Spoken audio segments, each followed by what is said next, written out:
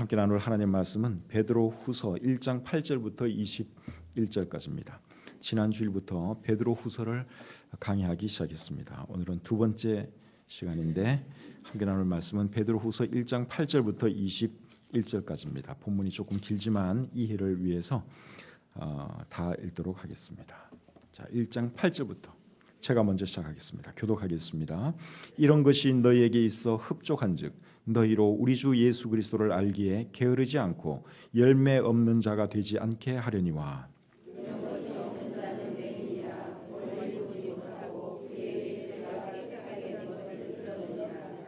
그러므로 형제들아 더욱 힘써 너희 부르심과 택하심을 굳게 하라. 너희가 이것을 행한즉 언제든지 실족하지 아니하리라.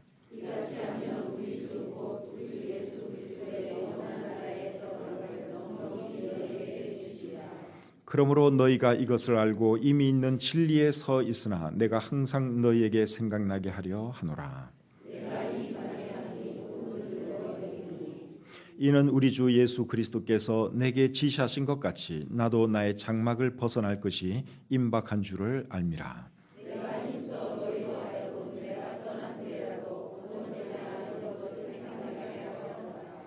우리 주 예수 그리스도의 능력과 강림하심을 너희에게 알게 한 것이 교묘히 만든 이야기를 따른 것이 아니요 우리는 그의 크신 위엄을 친히 본 자라.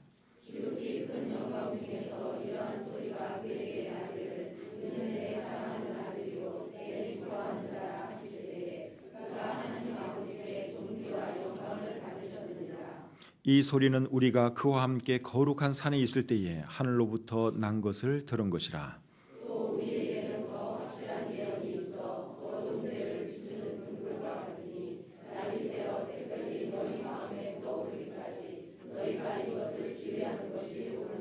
먼저 할 것은 성경의 모든 예언은 사사로이 풀 것이 아니니 예언은 언제든지 사람의 뜻으로 낸 것이 아니요 오직 성령의 감동하심을 받은 사람들이 하나님께 받아 말한 것임이라. 아멘. 사랑과 은혜의 하나님 아버지, 오늘도 저희들 귀한 자리에 불러주시고 우리 주님을 예배하게 해주신 것 감사합니다. 또 이 예배를 준비하기 위해서 또 이 예배를 더 풍성하게 하기 위해서 많은 분들이 뒤에서 수고하고 헌신하고 있습니다. 수고하고 헌신하는 그 믿음의 손길들 하나님께서 기억해 주시고 축복해 주시옵소서. 우리가 드리는 예배를 기쁘게 받아주시고 오늘 이 예배를 통해서 또 우리의 믿음이 더욱더 자라가고 또 주님을 닮아가는 이 한 시간 되게 해 주시옵소서. 모든 것 주님께 의탁하오며 예수님의 이름으로 기도합니다. 아멘. 자리에 앉겠습니다.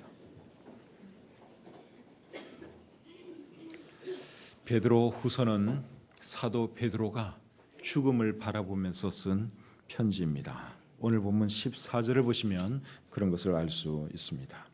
이는 우리 주 예수 그리스도께서 내게 지시하신 것 같이 나도 나의 장막을 벗어날 것이 임박한 줄을 알미라. 방금 읽은 이 말씀에 베드로가 뭐라 그랬는가 하면 나의 장막을 벗어날 것이 임박한 줄을 알미라 그랬습니다.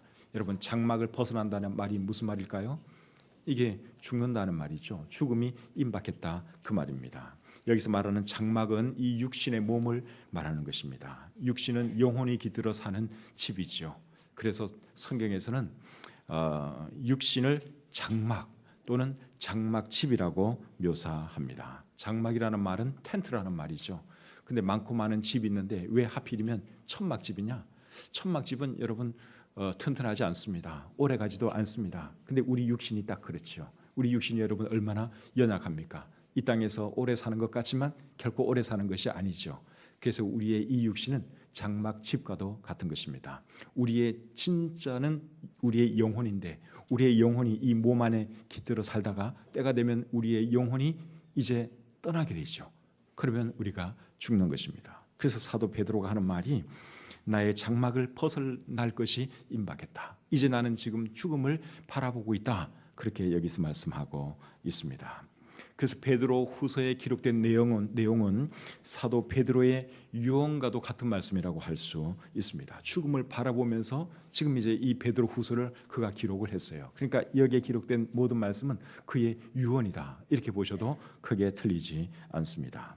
근데 오늘 이 본문에 보시면 사도 베드로는 죽음을 바라보면서 그가 사랑했던 그리스도인들에게 뭔가를 생각나게 해주려고 하는 것을 볼 수 있습니다. 자, 본문 12절부터 15절 말씀을 제가 다시 한번 읽어보겠습니다.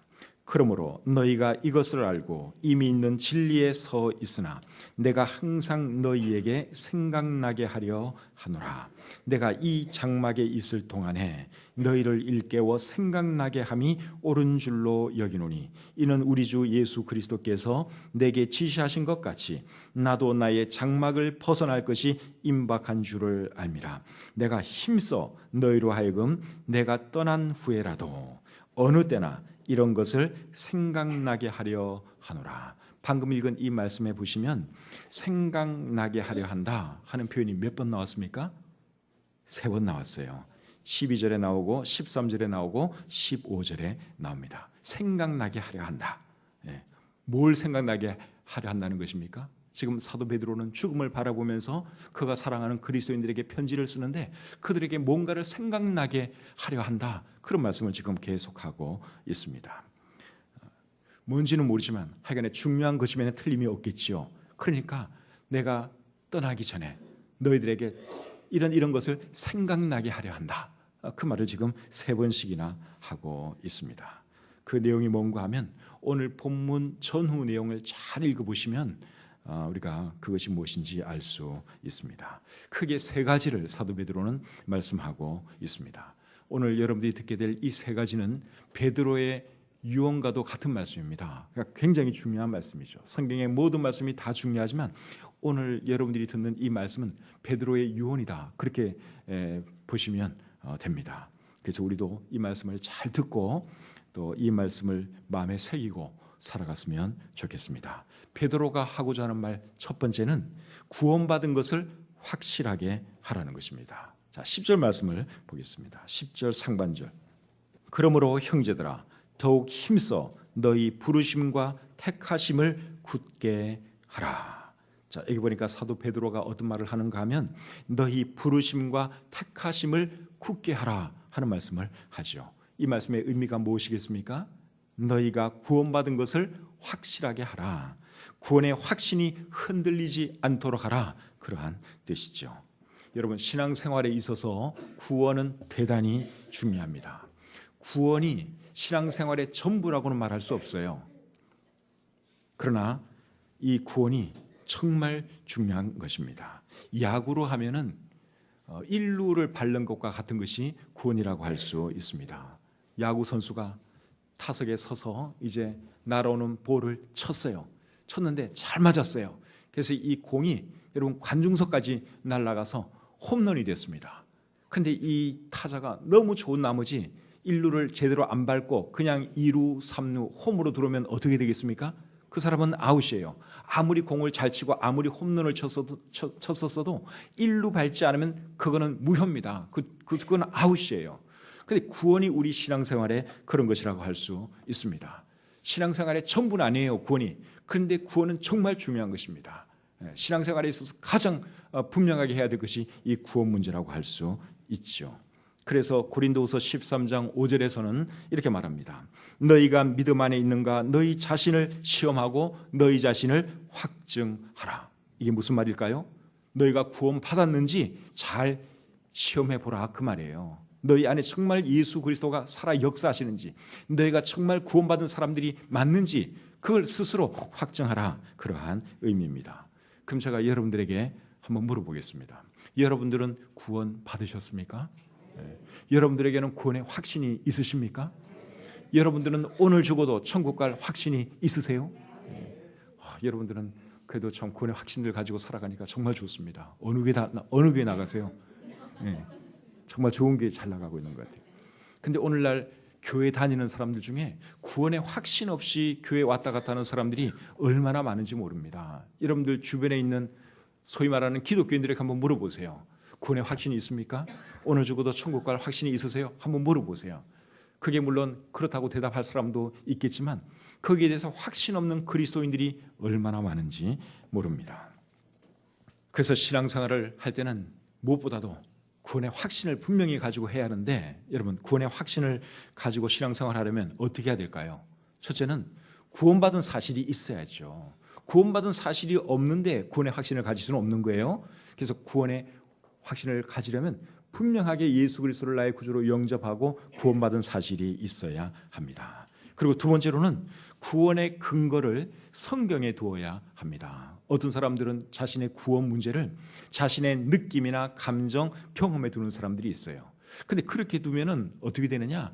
기분에 따라서, 상황에 따라서 내가 구원받은 것 같기도 하고 안 받은 것 같기도 하고 그렇습니다. 그런 굉장히 위험한 발상입니다. 우리의 구원의 근거는 어디에 두어야 되느냐? 하나님 말씀에 두어야 하는 것이죠.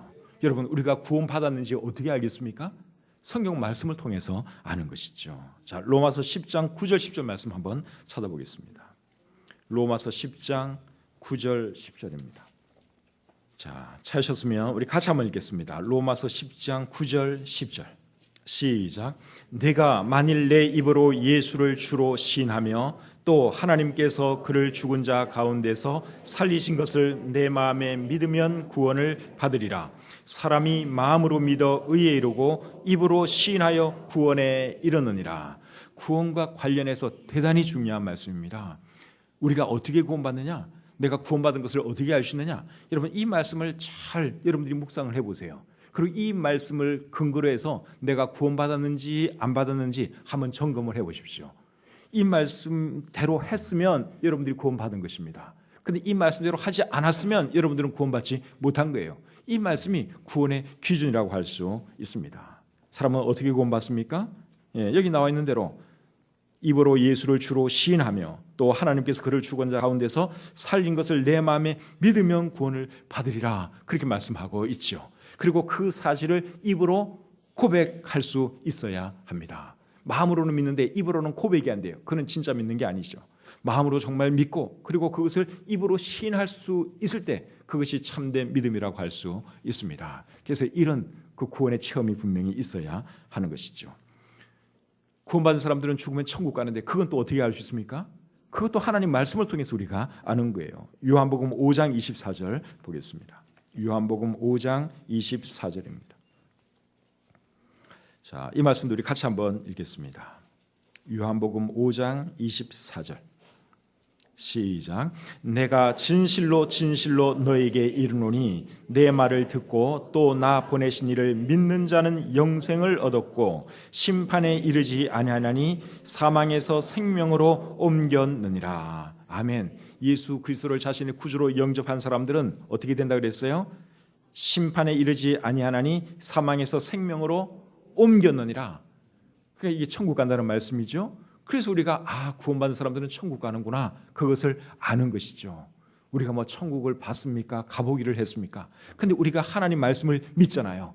그래서 이 말씀을 통해서 우리가 구원의 확신을 갖는 것입니다. 근데 구원받지 못한 사람들은 이런 말씀 100번, 1000번을 읽어도 확신이 안 생겨요. 근데 구원받은 사람, 그 마음속에 예수 그리스도의 성령이 계신 사람은 이런 말씀을 읽을 때 하나님께서 우리 마음속에 확신을 주시죠. 그래서 내가 구원받았고 나는 이제 죽어도 천국 가는구나 하는 것을 알게 되는 것입니다. 세 번째로 구원의 확신을 가지려면 어떻게 해야 되는가 하면 그리스도인다운 삶을 살아야 합니다. 그 말씀이 오늘 본문 10절에 기록되어 있습니다.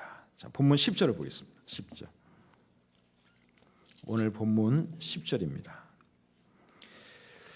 그러므로 형제들아 더욱 힘써 너희 부르심과 택하심을 굳게 하라. 그 다음 말씀을 잘 들으세요. 너희가 이것을 행한즉 언제든지 실족하지 아니하리라. 자, 여기 보시면 너희가 이것을 행한즉 언제든지 실족하지 아니하리라 그랬어요. 여기서 말하는 이것은 무엇일까요? 오늘 본문 바로 앞에 있는 신성한 성품과 관련된 덕목들을 말합니다. 자, 5절부터 7절까지의 말씀 한번 보겠습니다. 1장 5절부터 7절까지의 말씀입니다. 그러므로 너희가 더욱 힘써 너희 믿음의 덕을, 덕의 지식을, 지식의 절제를, 절제의 인내를, 인내의 경건을, 경건의 형제의 우애를, 형제의 우애의 사랑을 더하라. 지금 방금 소개된 여기 나오는 덕목들, 이런 덕목들이 10절 하반절에 나오는 이것들이에요. 너희가 이것을 행한즉 언제든지 실족하지 아니하리라. 그래서 구원받은 사람들은 이제 이런 것이 나타나는 그러한 삶을 살아야 합니다. 그렇게 하면 이제 구원의 확신 가운데 신앙생활을 하게 되는 것이죠. 10절 하반절과 11절 제가 다시 한번 읽겠습니다. 10절 하반절과 11절입니다. 너희가 이것을 행한즉 언제든지 실족하지 아니하리라. 이같이 하면 우리 주 곧 구주 예수 그리스도의 영원한 나라에 들어감을 넉넉히 너희에게 주시리라. 자, 여기 보니까 이것을 행한즉 언제든지 실족하지 아니한다, 그렇게 말씀을 하고 있는데, 실족하지 아니한다 하는 이 말은 그리스도인으로서 넘어지지 아니한다, 그리스도인으로서 실수하지 아니한다, 심각한 죄 범하지 아니한다, 그러한 뜻입니다. 그리고 예수 그리스도의 영원한 나라에 들어감을 넉넉히 너에게 주시리라, 그렇게 말씀을 하고 있는데, 이 말씀의 의미는 우리가 주님 나라에 이르렀을 때, 천국에 이르렀을 때 하나님께서 우리를 크게 환영해 주실 것이다, 그러한 뜻입니다. 구원의 확신 가운데 주님 나라에 우리가 들어가게 될 것이다, 그러한 뜻입니다. 그래서 우리가 구원의 확신 가운데 살아가려면 신앙생활을 잘해야 됩니다. 여기 나오는 이런 덕목들, 이런 것이 우리 삶 가운데 나타나는 삶을 살아야 하는 것이죠. 그렇게 하면 주님께서 우리를 기쁨으로 맞이해 주시겠다고 여기에 약속하고 있습니다. 구원의 확신 가운데 천국에 들어갈 수 있는 것이죠. 그런데 그리스도인다운 삶을 살지 못하면 어떻게 될까요? 그러면 구원의 확신이 흔들릴 수밖에 없습니다. 마태복음 7장 20절에서 예수님이 이런 말씀을 하세요.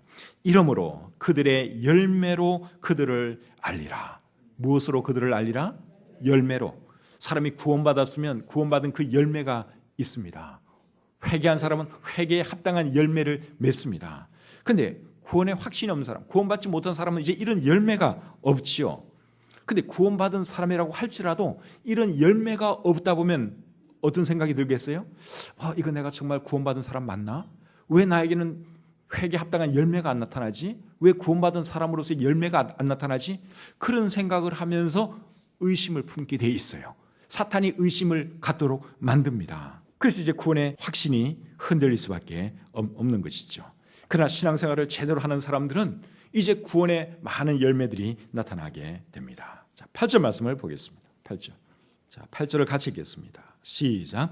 이런 것이 너희에게 있어 흡족한즉 너희로 우리 주 예수 그리스도를 알기에 게으르지 않고 열매 없는 자가 되지 않게 하려니와. 자, 여기 보시면 이런 것이 너희에게 흡족한즉 어떻게 된다고 말씀하고 있어요? 여기 이런 것은 그 앞에 나오는 신성한 성품에 해당하는 덕목들을 말하는 거예요. 이런 것이 우리 삶 가운데 풍성하면 어떻게 되느냐? 예수님을 아는 일에 게으르거나 열매 없는 자가 되지 아니한다고 말씀하고 있습니다. 8절 말씀을 우리말 성경으로 읽으면 이렇게 되어 있습니다. 이런 것들이 여러분에게 있고 또 풍성하면 여러분은 우리 주 예수 그리스도를 알기에 게으르거나 열매 없는 사람들이 되지 않을 것입니다. 그래서 우리가 그리스도인으로서 바르게 살아가고 여기 나오는 이런 덕목들이 우리의 삶을 통해서 나타나게 되면 열매가 있을 거라는 거예요. 그런 열매가 나타날 것이라는 것입니다. 그러나 이런 것들이 없는 사람들은 또 어떻게 되느냐? 그런 사람들은 영적인 맹인과 같고 죄가 깨끗하게 된 것도 잊어버린 사람과 같다고 말씀하고 있습니다. 그 말씀이 9절 말씀이에요. 자, 9절 말씀 또 보겠습니다. 이런 것이 없는 자는 맹인이라 멀리 보지 못하고 그의 옛 죄가 깨끗하게 된 것을 잊었느니라.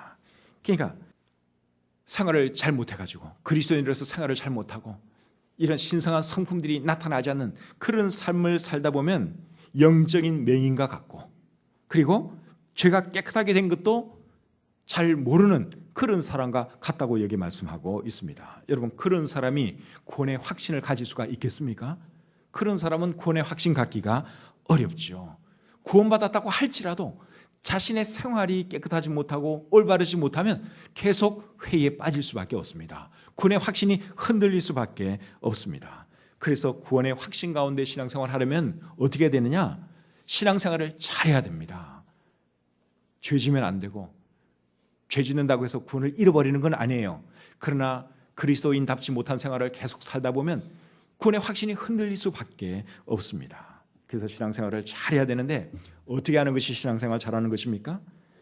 예수님을 더 열심히 알아가고 또 신성한 성품에 해당하는 덕목들이 우리 삶 가운데 더 많아지게 하는 것, 그것이 신앙생활 잘 하는 것이죠. 지금까지 말씀드린 것은 구원 받은 것을 확실하게 해야 한다 하는 말씀을 제가 드렸습니다. 그것이 사도 베드로가 죽음을 바라보면서 사랑하는 그리스도인들에게 하는 첫 번째 말이에요. 구원받은 것을 확실하게 해라. 두 번째로 사도 베드로가 우리에게 하는 말씀은 예수님의 재림을 고대하며 살라는 것입니다. 자, 16절 말씀을 보겠습니다. 16절.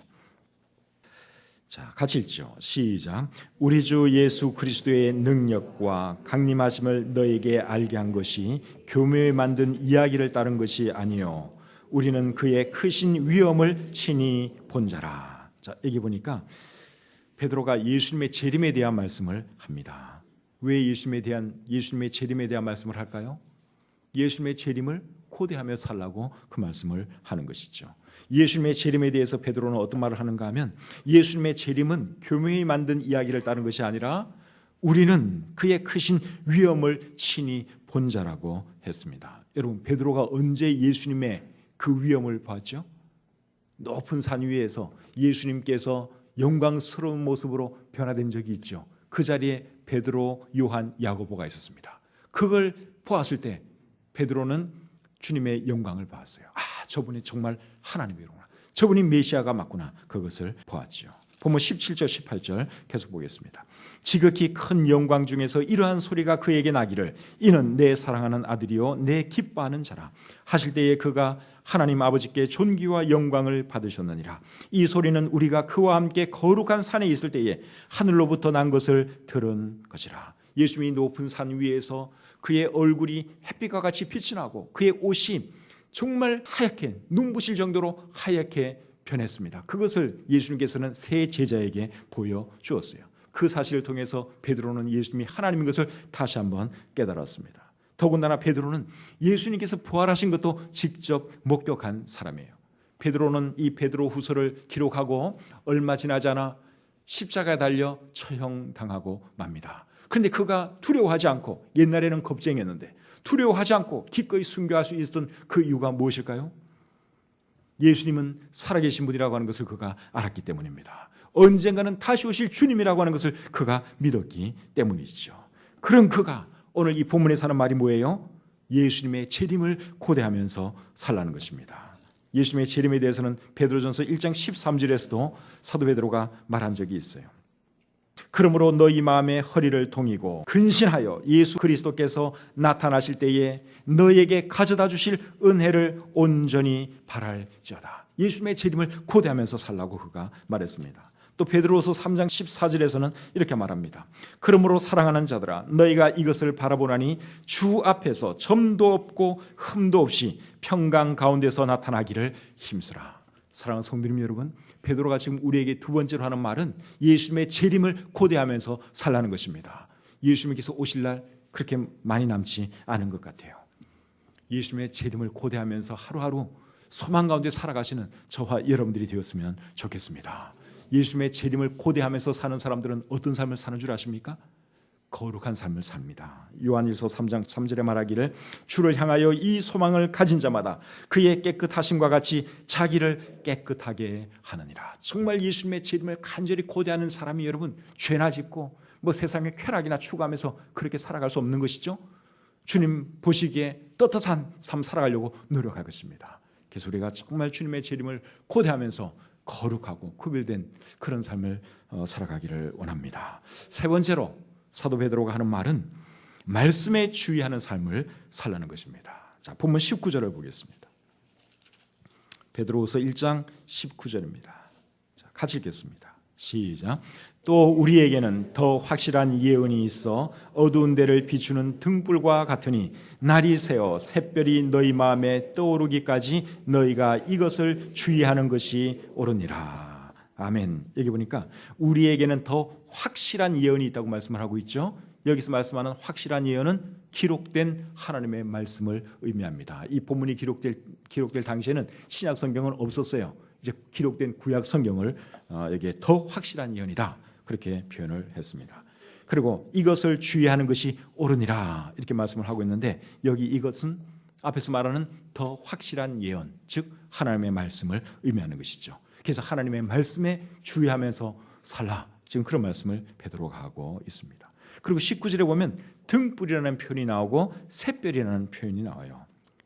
19절 보시면 또 우리에게는 더 확실한 예언이 있어 어두운 데를 비추는 등불과 같으니 날이 새어 샛별이 너희 마음에 떠오르기까지 너희가 이것을 주의하는 것이 옳으니라. 여러분, 여기서 말하는 등불은 무엇이고 샛별은 무엇일까요?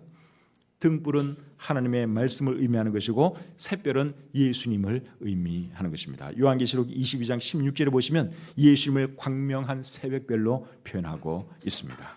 그래서 19절 말씀의 핵심은 뭔가 하면 예수님께서 다시 오실 때까지 하나님 말씀에 주의하면서 살아라, 그러한 뜻입니다. 그리고 그 다음 절에 보시면 이제 하나님 말씀이 어떻게 기록되었는지를 사도 베드로가 설명해 주고 있습니다. 20절 21절 같이 읽겠습니다.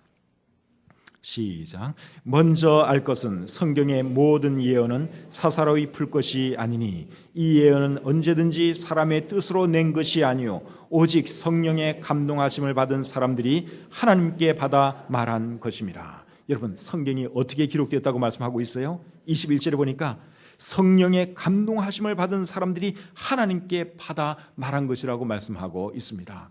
이 성경을 기록하신 분들이 자기네 생각대로 막 써서 이 성경이 이루어진 것이 아니에요. 하나님께서 주시는 대로 하나님의 영감으로 그들이 기록을 했습니다. 그렇게 해서 모여진 것이 우리가 지금 가지고 있는 이 66권짜리 성경 말씀입니다. 디모데후서 3장 16절에도 모든 성경은 하나님의 감동으로 되었다고 말씀을 하고 있죠. 그래서 이것은 사람의 창작물이 아니에요. 하나님께서 사람을 사용하셨어요.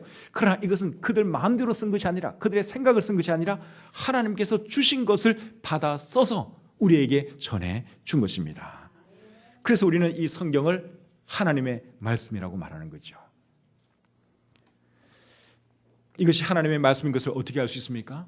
성경은 여러분 1600년에 걸쳐서 42여 명의 사람들에 의해서 기록이 되었습니다. 1600년에 걸쳐서 42여 명의 사람들이 썼어요. 그런데 그 내용 중에 틀린 게 없어요. 모순되는 것도 없습니다. 그리고 일관된 주제가 있고 흐름이 있습니다. 만약에 사람들이 여러분 썼다면 그거 그렇게 할 수가 없습니다. 여러분, 한 저자가 예를 들어서 한 2, 30권 책을 쓰잖아요. 그럼 자기가 써놓고도 이 책에서는 이렇게 얘기하고 저 책에서는 저렇게 이야기할 수 있어요. 그런데 이 책은 1600년이라고 하는 긴 세월에 걸쳐서 40여 명의 사람들이 기록을 했어요. 서로 만나지도 못하고 의논한 적도 없어요. 그런데 흐름이 있어요. 틀린 게 없어요. 모순이 없어요. 어떻게 그런 일이 가능할까요? 하나님이 쓰셨으니까 가능한 것이죠. 하나님께서 각 시대마다 이런 사람 저런 사람을 들어서 영감을 주시고 그들로 하여금 기록하게 하셔서 이 성경이 완성된 것입니다. 그래서 이 성경의 원저자는 누구냐? 하나님이십니다. 여러분, 원저자가 하나님인 책, 성경 말고 또 있을까요? 없죠. 그런 책 없어요. 이 세상의 모든 책들은 다 사람이 쓴 거예요. 그런데 이 성경은 쓰기는 사람이 썼어요. 모세가 쓰고 베드로가 쓰고 사도 바울이 쓰고 사람들이 썼어요. 그런데 그들을 역사하시고 그들에게 감동을 주셔서 쓰게 하신 분은 하나님이세요. 그래서 완전 무결한 하나님의 말씀이 되는 것이죠. 그래서 우리가 성경을 읽어야 하고 이 말씀대로 살아야 하는 것입니다. 그리고 성경을 해석할 때도 바르게 해석해야 합니다. 자, 20절 말씀을 다시 한번 읽어보겠습니다. 먼저 알 것은 성경의 모든 예언은 사사로이 풀 것이 아니니. 여기 보면 성경 해석을 사사로이 해서는 안 된다고 말씀을 하고 있죠. 오늘 이 본문이 기록될 당시에는 거짓 선지자들, 거짓 교사들이 참 많았습니다. 오늘 보면 그 다음 내용이 이제 거짓 선지자들과 거짓 선생들에 대한 내용이에요. 근데 왜 그런 거짓 선생들, 교사들이 나오게 됐느냐? 성경을 엉터리로 풀다 보니까 그런 사람들이 나오게 된 것이죠. 오늘날에도 이단들이 얼마나 많습니까? 왜 이단들이 되는 줄 아십니까? 성경을 잘못 해석하면 이단이 되는 것입니다. 근데 성경을 잘못 해석하면 결국 어떻게 되느냐? 여러분, 멸망하게 된다고 말씀하고 있어요. 베드로후서 3장 16절에 말씀하기를 그 중에 알기 어려운 것이 더러 있으니 무식한 자들과 굳세지 못한 자들이 다른 성경과 같이 그것도 억지로 풀다가 스스로 멸망에 이르느니라. 성경 해석할 때 여러분 잘해야 돼요. 성경 잘못하면 이단되는 거예요. 이단에 빠지게 되는 것입니다. 그리고 그 결말은 멸망이에요. 정말 무서운 말씀이죠. 오늘 이 본문이 우리에게 주는 교훈은 크게 세 가지입니다. 첫째는 구원받은 것을 확실하게 하라. 두 번째는 예수님의 재림을 고대하며 살라. 세 번째는 하나님의 말씀에 주의하는 삶을 살라. 이 세 가지가 여러분 사도 베드로가 죽음을 바라보면서 우리에게 주시는 말씀이에요. 유언과도 같은 말씀이에요. 오늘 이 말씀을 우리가 늘 마음에 품고 살고 이 말씀을 생활 가운데 적용하면서 실천하면서 살아가는 저와 여러분들이 다 되시기를 주님의 이름으로 축복합니다. 기도하겠습니다. 하나님 아버지, 하나님 말씀을 통해서 구원에 이르는 진리를 알게 하시고 또 예수 그리스도를 우리의 주님으로 영접하고 구원받게 해주셔서 감사합니다. 우리가 어떻게 살아야 하는지, 어떤 사람이 되어야 하는지 또 모든 것을 성경에 다 기록해 주시고 우리가 성경을 읽고 성경을 통해서 우리의 삶이 조금씩 나아지며 주님을 닮아가게 해주신 것 참 감사합니다. 오늘 정말 귀한 말씀을 우리가 들었습니다. 베드로가 유언처럼 하신 세 가지 말씀 우리가 들었는데 이 말씀 우리들 마음속에 새기고 살게 하시고 늘 주님 바라보면서 또 말씀대로 살아가는 우리 모두가 되게 해 주시옵소서. 우리 중에 구원받지 못한 분이 있으면 불쌍히 여겨주시고 꼭 구원받도록 하나님께서 그 마음을 움직여 주시고 역사해 주시옵소서. 예수님의 이름으로 기도합니다. 아멘.